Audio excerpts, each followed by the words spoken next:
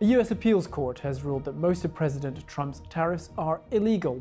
The judges said while the president had considerable powers to respond to national emergencies, these didn't explicitly include the power to impose tariffs or taxes.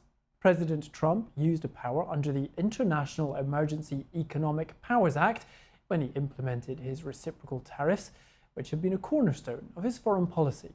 The court said the duties can remain in place until the middle of October to allow for the case to be heard by the Supreme Court. The decision doesn't affect tariffs issued under other legal authorities, such as those on steel or aluminium. Mr. Trump has called the ruling incorrect.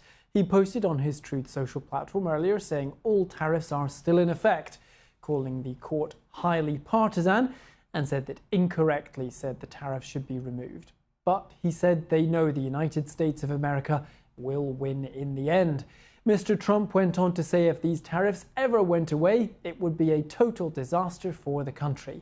Now, he says, with the help of the Supreme Court, we will use them to the benefit of our nation and make America rich, strong and powerful again.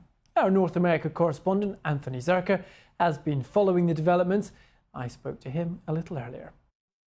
Mr. Trump says he has the right, the power, the responsibility under national emergencies to use tariffs to protect America. What did the court have to say about that? Well, the court disagreed. And honestly, it's the second court now to disagree.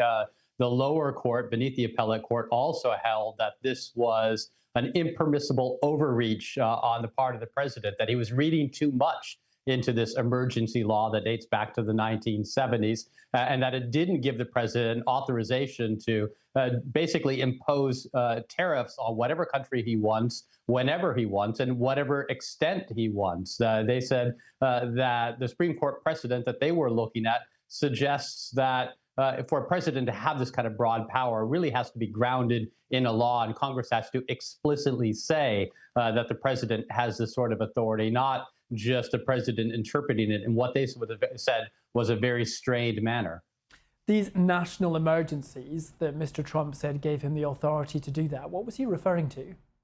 Well, that's the text of the law gives the president in national emergencies authority to impose economic sanctions on other countries. Past presidents have used it to do that. For instance, on Iran after the hostage crisis, Jimmy Carter used it to impose sanctions on that nation. Other countries have used it to impose various sorts of restrictions and penalties. But no president has read a law as broadly as Donald Trump has. But he's saying that the emergency power that is contained within this law gives